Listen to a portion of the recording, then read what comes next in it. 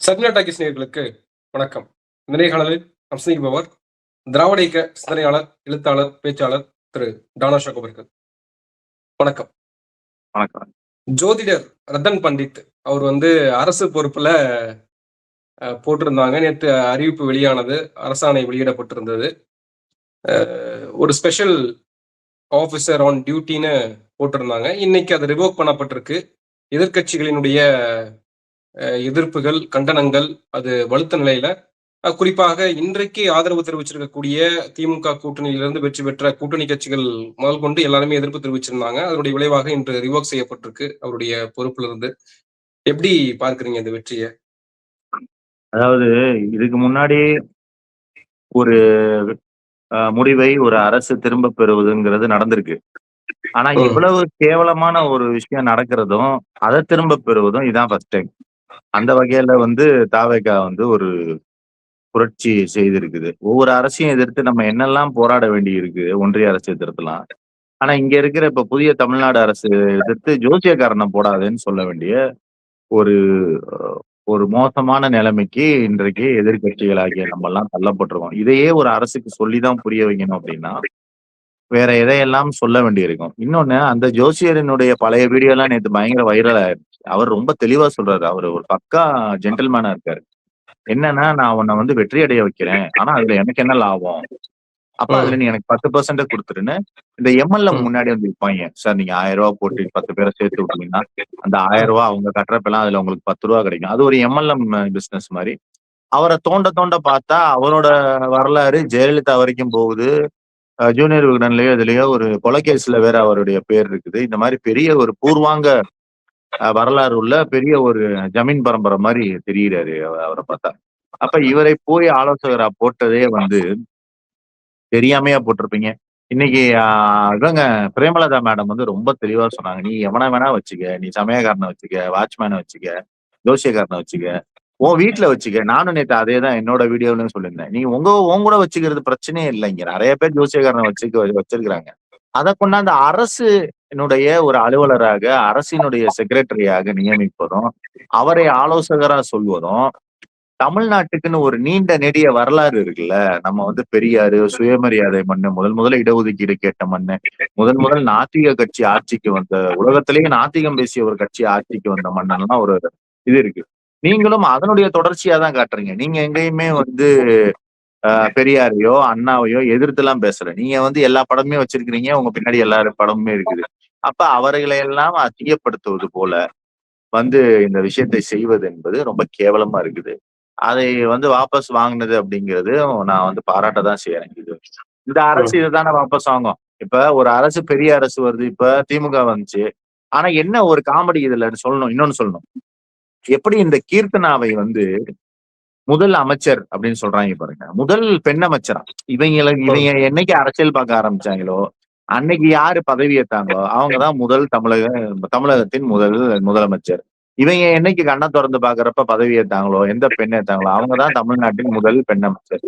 அது மாதிரி இவங்களுக்குன்னு இவங்க இப்பதான் அரசியல் பார்க்க வர்றதுனால எல்லாருமே ஃபர்ஸ்ட் அந்த போஸ்டே கிட்டத்தட்ட 537K லைக்ஸ் போகுது. அந்த அளவு பேக் நியூஸை நம்புகிற தாவைக்காரர்கள் இருக்கிறார்கள். நான் என்ன சொல்ல வர்றேன், அப்படிப்பட்ட ஒரு சூழல்ல நீங்க இவங்க கிட்ட போய் நீங்க என்ன பேச முடியும், இல்ல என்ன இவங்களுக்கு நீங்க புரிய வைக்க முடியுங்கிறதான் நம்ம முன்வைக்கக்கூடிய ஒரு முக்கியமான கேள்வி.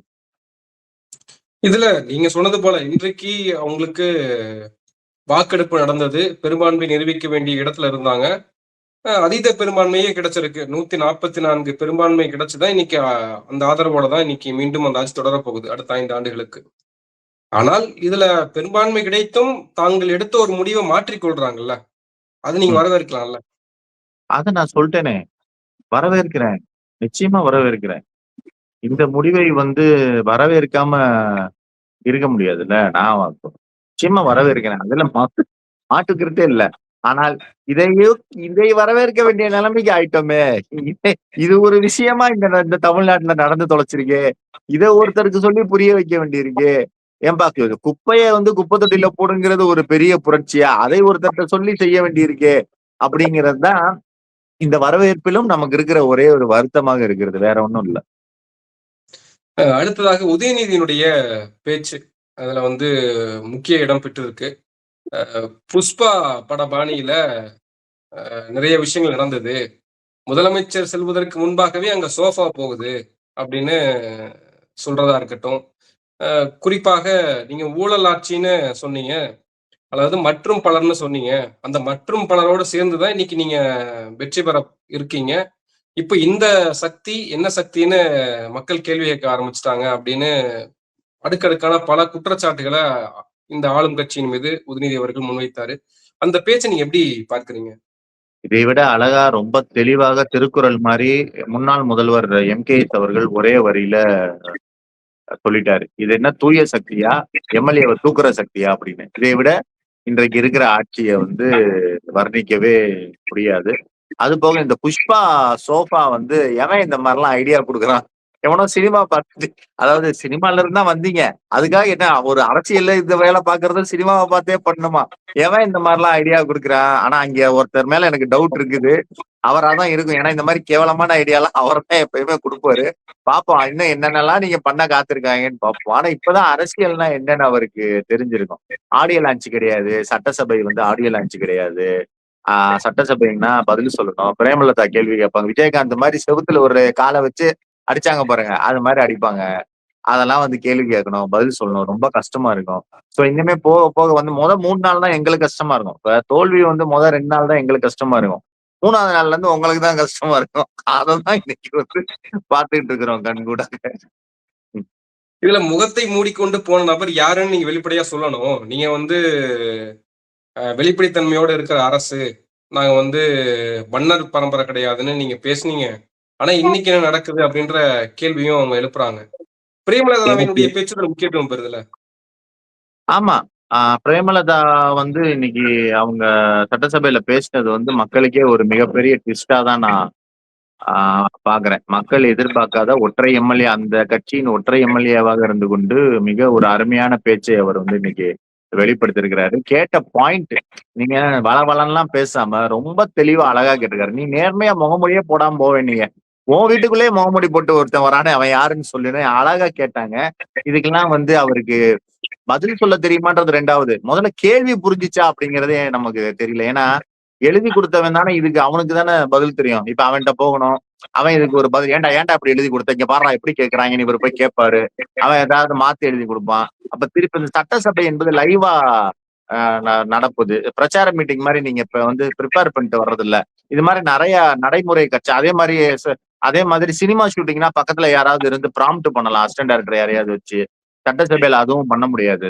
அப்ப இப்படி போட்டு ஒரு சின்ன பிள்ளைன்னு பார்க்காம இப்படி போட்டு அடிக்கிறீங்களேப்பா. இன்னைக்குதான் நாங்க தங்களுடைய அண்ணன் வந்து சினிமால ஹீரோவா இருப்பதற்கும் நிஜ வாழ்க்கை அரசியலும் வேற அப்படிங்கறத அண்ணன் மட்டுமல்ல, அண்ணனின் ரசிகர்களும் புரிந்து கொண்டிருப்பார்கள். அதுக்கு பிரேமலதா அவர்களின் கேள்விகள் வந்து பெரிதும் உதவிச்சு அப்படிங்கிறதுல மாற்றுக்கிறதே கிடையாது.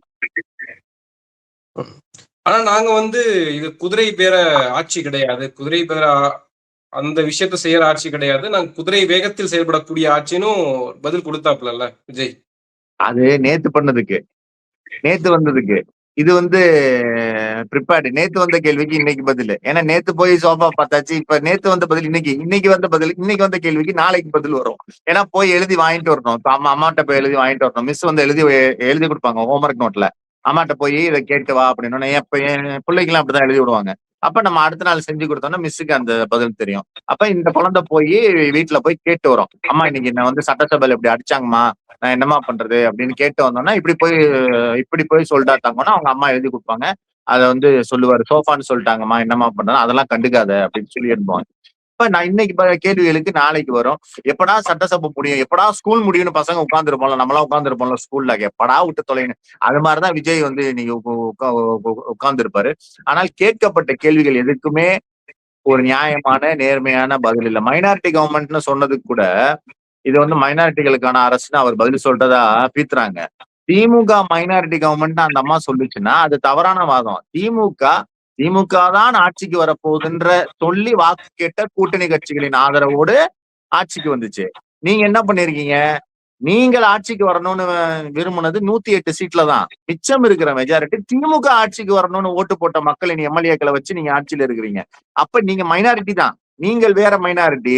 நாங்கள் ஆட்சி செஞ்சது, கலைஞர் ஆட்சி செஞ்சது மைனாரிட்டியே கிடையாது. அது மக்கள் விரும்பிய கூட்டணியோடு ஒரு ஆட்சி செய்வதற்கும், மக்கள் விரும்பாத மக்களின் வாக்குகளை வச்சுக்கிட்டு ஆட்சி செய்யறதுக்கு வித்தியாசம் இருக்கு. ஆனா என்ன, இதெல்லாம் நீங்க போய் தாவேக்காரரிடம் புரிய வைக்க முடியாது. ஒரு படத்துல விவேக் கேட்பார்ல, அக்வாஃபினாவா, அக்காவை பத்தி பேசினா செருப்பால் அடிப்பேன் அப்படின்னு. அது மாதிரி இந்த மாதிரி அரசியல் பேசினாலே அவங்க ஏதாவது நம்மள திட்டிட்டு போயிடுறாங்க. அதனால போக போகவாது கத்துக்குவாங்களா அப்படின்னு நம்மளும் பொறுமையா இருக்கணும்னு நினைக்கிறேன். இதுல நீங்க சொன்னது போல அவங்க என்ன சொன்னாலும் புரிஞ்சுக்க மாட்டேன்றாங்கன்னு ஒண்ணு இருக்கு இல்லையா? இப்ப நீங்க டைம் குடுங்க. இப்ப பொதுமக்களே சிலர்லாம் பேசுறத பார்க்கிறோம். சில ரீல்ஸ்ல அவருக்கு ஒரு டைம் குடுங்க. அ முதலமைச்சர் மு.க. ஸ்டாலினுக்கு ஒரு டைம் குடுத்தோம்ல. அது மாரி இவருக்கு ஒரு டைம் குடுக்கணும். ஆ பணத்த ரெவென்யூவெல்லாம் எடுத்துட்டு வரட்டும். அதுக்கப்புறம் நம்ம கேட்போம். அதுக்குள்ளேயே தம்பிய நம்ம ஸ்ட்ரெஸ் பஸ்டர் ஆக்கக்கூடாது. அவர மன அழுத்தத்துக்கு ஆளாக்கக்கூடாதுன்னுலாம் பலரும் வீடியோ போடுறதெல்லாம் பார்க்க முடியுது. நம்ம எப்படி எடுத்துக்கிறது அத? இப்ப நம்ம அவர்ட்ட போய் நீ ஏன் 2,500 ரூபாய் குடுக்கல? நீ ஏன் தாய்மாமன் சீர் போடல? இன்னைக்கு பிறந்த பிள்ளைக்குலாம் ஏன் தாய்மாமன் சீர் போடல? இன்னைக்கு கல்யாணம் ஆகிற பொம்பளைங்களுக்கு எல்லாம் எதுக்கு அண்ணன் சீர் கொடுக்கல? நீ சொன்ன வாக்குறுதல் நிறைவேற்றலாம் நம்ம கேட்கல. நம்ம கேட்டது, செல்லக்குட்டி நேற்று ஒரு எதிர்கட்சிக்காரங்க வீட்டுக்கு போனே தங்கமே, நீ போறதுக்கு முன்னாடி ஒரு சோஃபா போச்சே செல்லமே, அந்த சோஃபா எதுக்கு போச்சு? சோஃபா பின்னாடி நீ போனியே.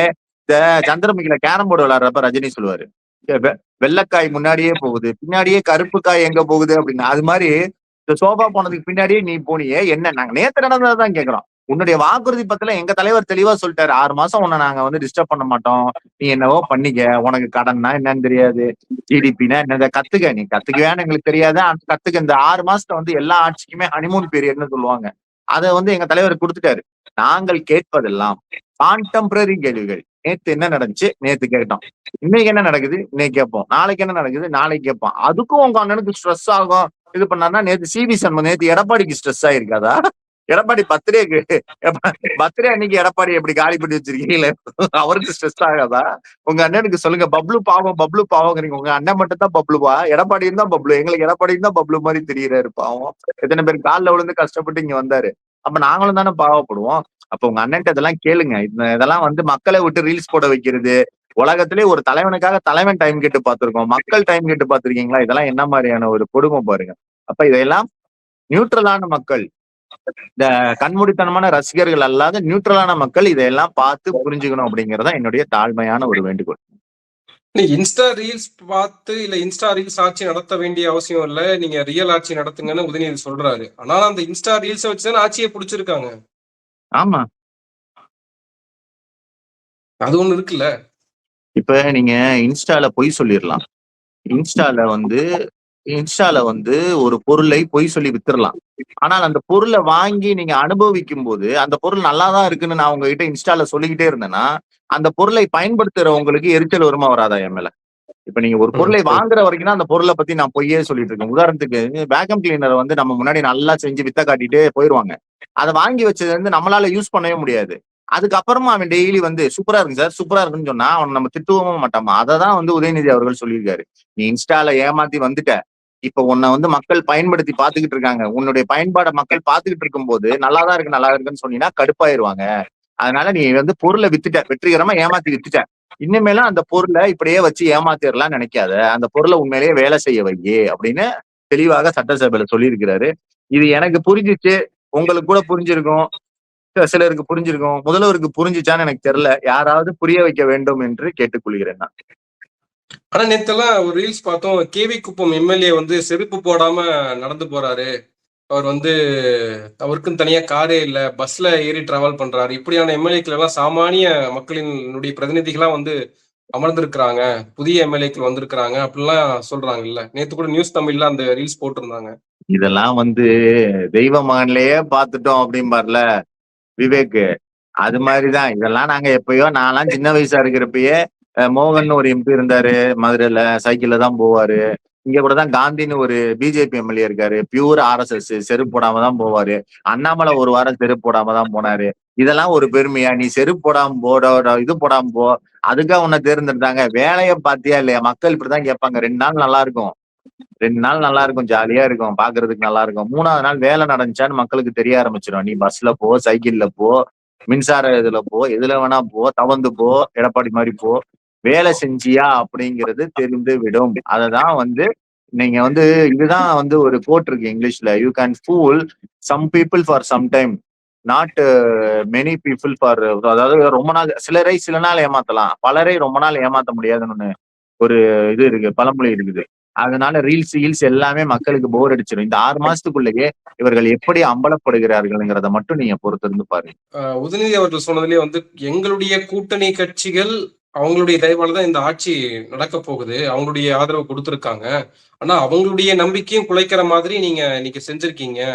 மதச்சார்பற்ற கூட்டணியில இருந்து ஆதரவு பெற்றுட்டு நீங்க என்டிஏ கூட்டணியில் இருக்கக்கூடிய எம்எல்ஏக்களை வந்து குதிரை பேரம் செய்து நீங்க எம்எல்ஏக்களை கடன் வாங்கியிருக்கீங்க அப்படின்றப்போ அது விமர்சனத்துக்குள்ளாகப்படுது. இதுல என்ன ஒரு கேள்வி வருதுன்னா, அந்த எம்எல்ஏக்களுக்கு அந்த 30 அதிமுக எம்எல்ஏக்களுக்கு அமைச்சரவையில ஒரு பொறுப்பு கொடுக்கறதோ, இப்ப எடப்பாடி கூட அதை ரிவீல் பண்ணியிருக்காரு, 6 அமைச்சர் பதவியும் 10 வருவாய்த்துறை பொறுப்புகளும் கொடுக்க போறதாக தகவல் வந்திருக்கு அப்படின்னு சொல்றாங்க.